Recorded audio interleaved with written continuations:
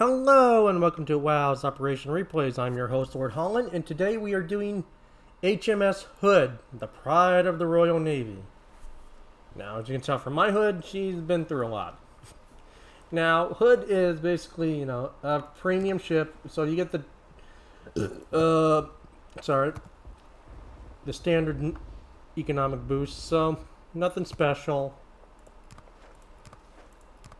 For armor-wise, she gets 15-inch guns. She gets 8 15-inch guns.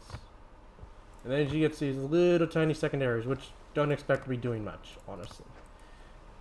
Depth charges, so-so. Her AA is where it gets interesting. So we're going to go in for her AA. We got the 102s. Then we get to these little guys here. These little... She gets those ones, the pom-poms, her Vickers, and then she gets the AA rocket ones. Now this was Hood's whole gimmick when she first came out, was the rockets. Those were like her whole gimmick, were the rocket AA. They were supposedly supposed to be very strong and everything. But after the rework, they kind of lost her gimmick. So that was Hood's whole gimmick. But we're going to look at what makes Hood still special. So she gets her 15-inch guns Warspite. She gets an 18.6 kilometer range. So she's got great range. She's a cruiser killer. She can smack battleships, but she's more of a cruiser killer. Maneuverability-wise, 13-second rudder shift, turning circle, pretty big, and a 32 knot speed. Average, when you put Brisk on there, like I have with my Mighty Jingles on here, he's my Duncan battle cruiser captain. That's about 35 knots undetected. So she is still pretty fast. Concealment, 14.1, even with concealment, so she doesn't get the module. For, upgrade, I could use the steering gears and get that, that rudder shift down more. But I choose not to because she is very large. She's a large ship. So I go for more damage control. But look at her armor. There's something I want to show you. Look at the armor. 26 millimeter bow. And then she gets that armor plating all along here. Then her stern at 26. And then she gets that little bit of armor there. Okay? Now let's pull some of that armor away. And we can see that she gets a turtleback, ladies and gentlemen. The HMS Hood gets a turtleback that is just barely above the waterline. Now, I want to compare her to a ship.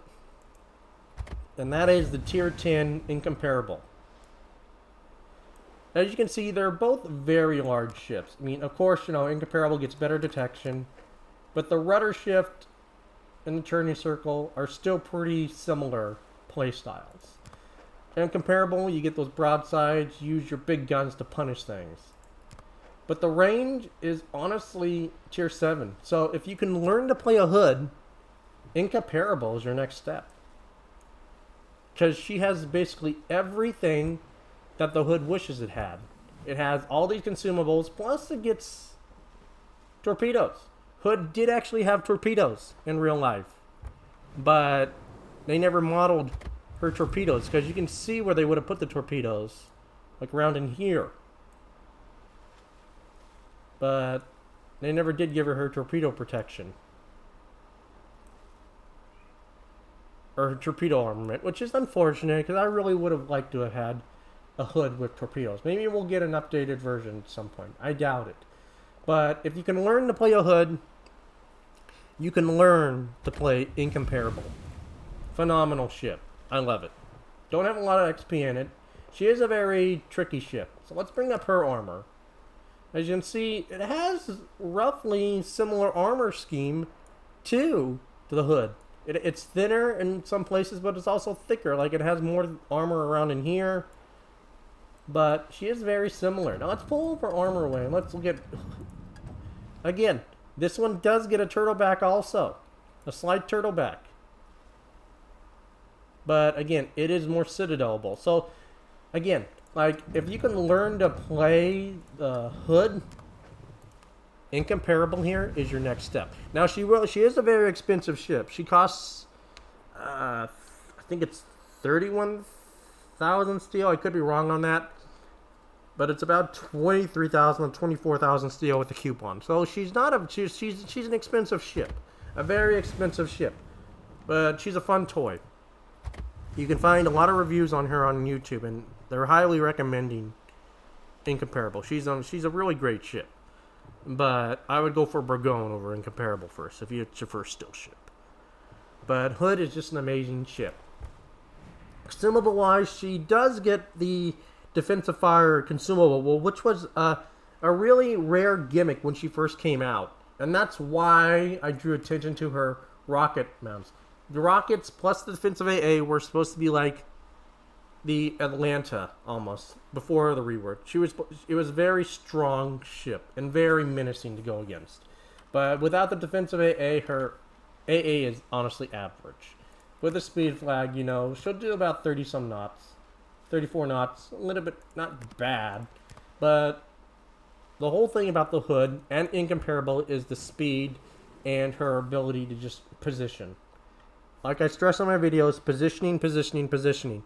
If you can get the right positions with Hood and use that armor of hers. So let's bring up her armor again. If you can bounce shells, because it is 100 some millimeters on the belt armor. So if you can bounce shells on this belt armor here, right here. If you can bounce shells, and since she's incredibly tanky, and it makes up for that 26 millimeter nose, but it's about being able to angle and bounce those shells. And you'll see that happening in my replay video. But, you know, for consumable-wise, she doesn't get much. For her standard camouflage, she'll come looking like this.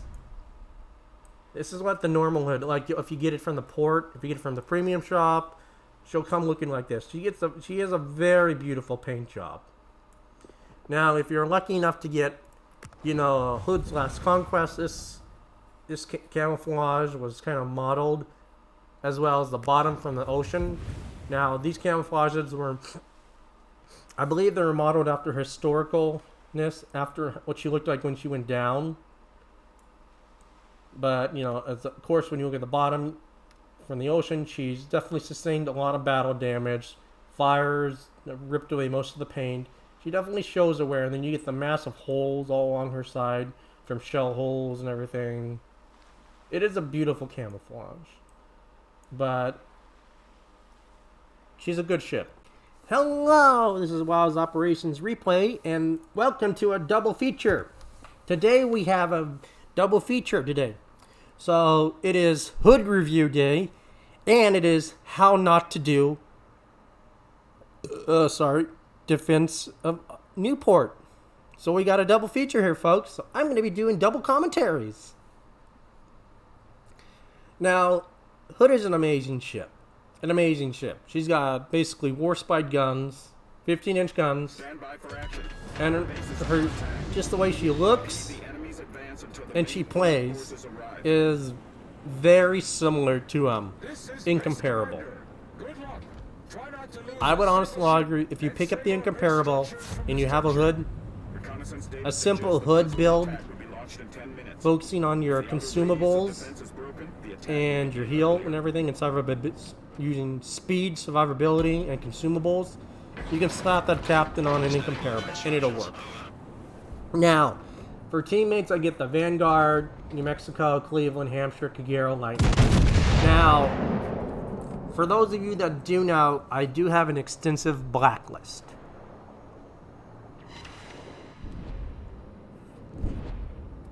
Mr. Kagero Mad Dev was on the blacklist.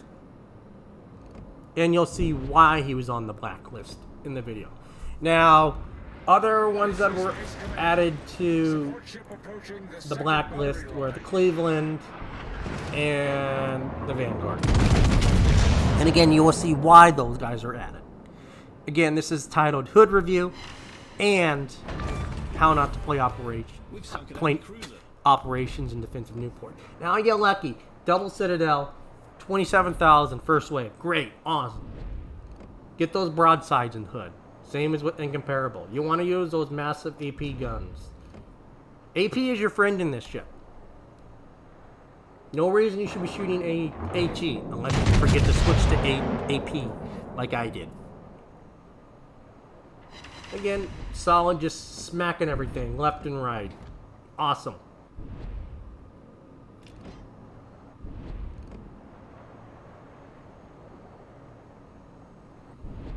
Now, for those of those that are unfortunate to end up on my blacklist, you end up there for a reason. Whether you had very poor playstyle, or you just weren't that good. You end up there for a reason. Now, he says, Hood, what you doing? I'm doing my thing. Now, it could have been a very nasty op right off the bat, because look how close the Yuhagi gets to the circle. That's a no-no, that's a no-go circle. Like, he is... Well, he gets lucky and gets killed, but that was too damn close. Too damn close for my comfort. Now, you know, I'm getting to an angle, I'm pulling away, so I can then just kind of angle away and do what I can to survive.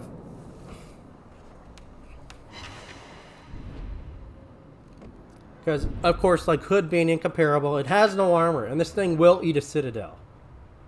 And it does eat Citadels. Trust me. I get away really lucky in a lot of this. Because I'm bound... But remember, she may be squishy like Incomparable, but remember, there's always that belt armor. Every ship has that belt armor on it. Des Moines has belt armor. And people underestimate that belt armor. That belt armor bounces a lot of caliber shells. You can bounce 406s on Des Moines caliber. Now, Incomparable, also very tanky. Can also bounce shells.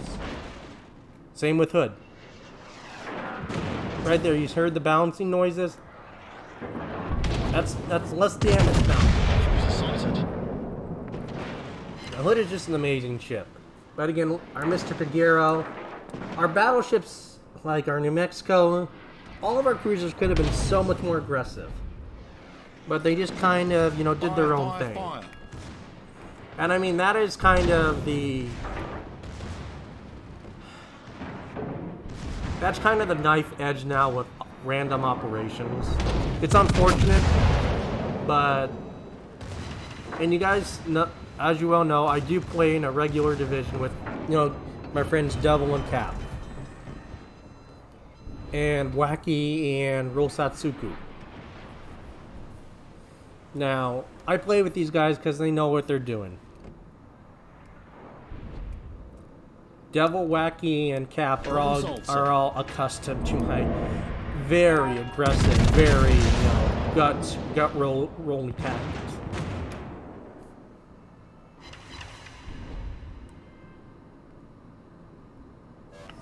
Like, I am like so very aggressive. Now I'm getting like, you know, I'm using my armor, I'm bouncing shells.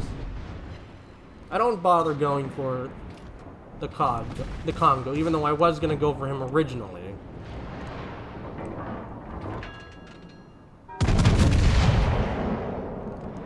Because Matt Dev had already been on my black, had been there, and I'd played with him. I already knew what Mad Deb was gonna do before he even left the port. I knew what that guy was gonna do before he even left the port. Reconnaissance reporting. Third attack is about to be launched. Enemy destroyer detected.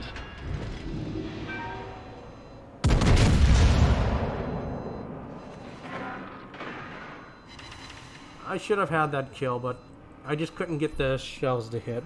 It's unfortunate. I'm just doing Hood things. I've still got 4 heals left. And I have the potential to heal back most of my damage. So great, I'm in a good position. And you know, I've got relatively decent damage. Now, our Vanguard, our Cleveland, again, they just kind of sat there. Like, you can clearly look at the movements and see that the Cleveland's going backwards. Vanguard's going forwards, but not fast enough. And you'll just see what he does that makes you, you know, of course, it makes me scratch my head. It makes me scratch my head.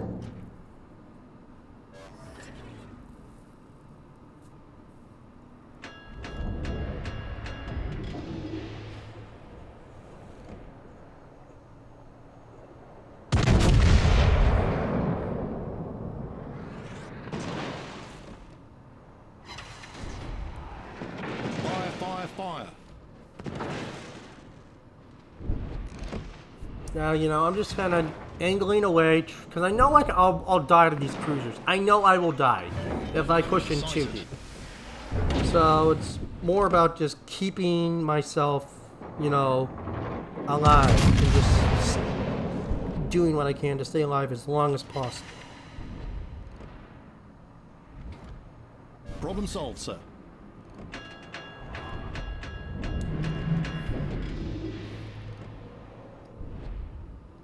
I was already waiting for that Ioba to come around the corner. I was already waiting for him, and I do get a pretty good hit on him. I thought our New Mexico would have this kill. I thought he would auto-kill this kill. I underled that shot.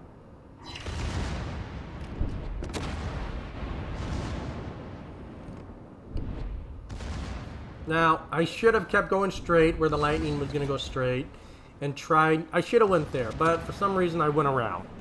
Did it cost me valuable time? Yes. Could I have done better? Yes. But again, look at the Cleveland and the Vanguard. Look at the Cleveland and the Vanguard. It's been what, a minute and a half, 2 minutes, and they haven't really moved from that whole little island position.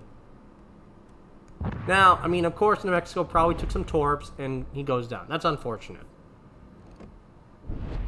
I mean, I feel bad for him. I really do. Tier 6 is a pain nowadays.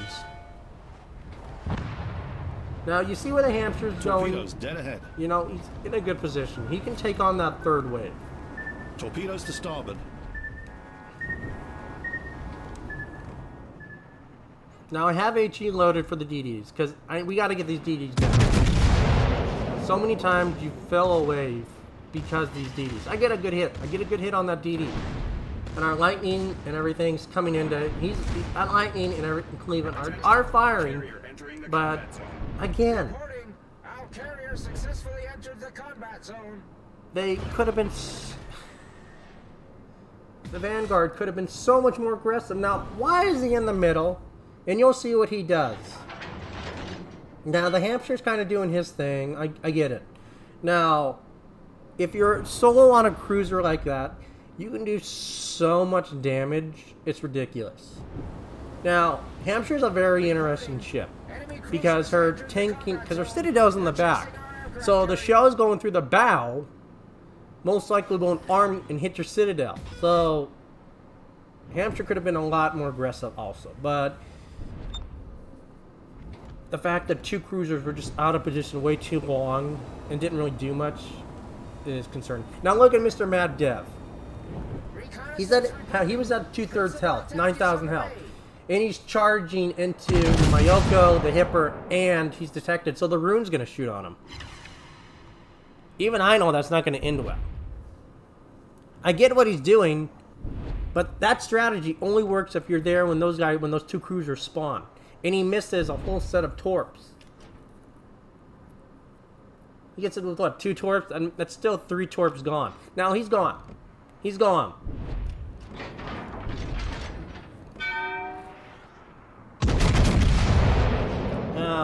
I really messed that up. I should have had that kill. It's whatever. But, you know, I'm still being I still got 2 hills left. I can still afford to be very aggressive. Now, Mad Dev does pick up Ray, but it's not going to mean much. Now, the Hamster does fall back. Again, could have been very more aggressive, but I gave him less leniency Musashi, but he does get a mention. Now, he could have pushed in. We've sunk an enemy cruiser. Now remember, Hampshire has AP shells. It could Citadel the Ayoba. It has 10 guns. It's a little bit long reload, but if you do it from a medium to long distance, you could Citadel that Ibuki and kill it. And then you got single fire torps. Like I said, if you do it just right, you can basically maybe drop once, maybe 2 torps, drop another 2 on the knives now, and then go bow in, make your turn, make him shoot you, and then turn in and shoot him again with your torps. It's a very simplistic tactic, and it can be done. Now, I always watch the Musashi because I want to watch his guns. I don't bother shooting because the Cleveland is shooting him. But, again, look at the Vanguard and the Cleveland. Why I get Cleveland being here, but the Vanguard just makes no sense. I bounced some battleship shells there, and I get a 15k salvo on the Nagato. Great, amazing. That's the power of Hood AP. It's better when it hits a Citadel. Now see, you can still hear me bouncing those shells on my belt. Hood, if you can bounce the shells on your belt, it's really great. Now, again, bouncing more shells. And I get, like, almost 19,000 on it. Now, you do see me kind of always looking at the Missouri to keep an eye on him. But the Vanguard was so out of position. There was no reason for him to be here. No reason.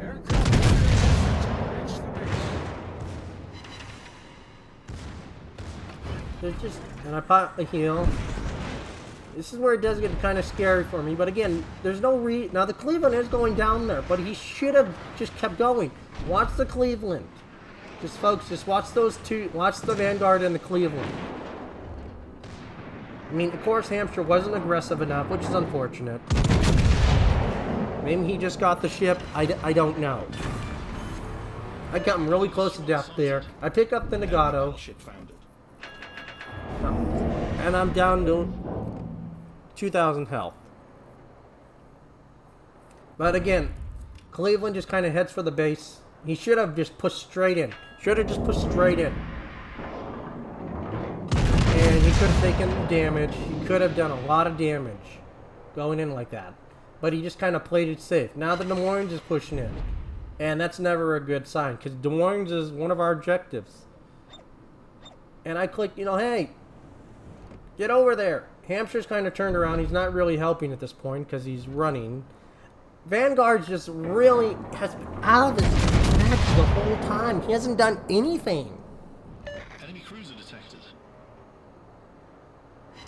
And as the tier 8, if you're a tier 8 in ops, that's like being a tier 8 in top tier at randoms. You've got to be aggressive. You've got to be the one at the tip of the spear, fighting, fighting, fighting, fighting.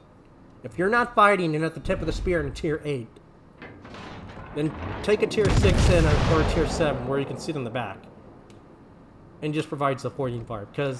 And let the high tier 8s take most of the fighting. Because if you're top tier in 8, you fight, you fight, you fight, you fight. But Vanguard is not fighting. Cleveland, he went in and then he did a U-turn. He's just not fighting. Again, top tier. Not fighting. Now, right there, Musashi blasts the Des Moines. There goes 1 star. And we're going to lose another one. Now, I can't hit that Ibuki no more because by the time my shell's hit it, he's already out of my range. I can't. And there goes our 4th star. Again, because nobody was there. The Hampshire kind of retreated. And our 2... Actually, 3 of our tier 8s, actually. Hampshire, Cleveland, and Hood. Most of our tier 8s were not in the fight. So, we lost that because they were not being aggressive enough. Kudos, Vanguard. You pick up the Musashi. But you basically cost us 2 stars. Now, as you saw from being, mid-tier, I was out there fighting, but besides New Mexico, I would even give the New Mexico higher points because he actually came out to fight. It's unfortunate he died. I would have loved to have had him on the last wave. He could have helped me a little. But... And you'll see, like, look at the port health. It's very close to dying. We do lose that ship there. Now, I'll bring it up. You know, most of those repair facilities are at no health. Gneisenau could easily push straight in. Now, the Lightning Force weren't aggressive enough. No one was aggressive enough. If you're not aggressive in Newport and actually pushing out and trying to attack, you're playing the whole op wrong. If you don't attack in Newport, you're doomed to get 2, 3, maybe less than perfect start. You've got to be very aggressive.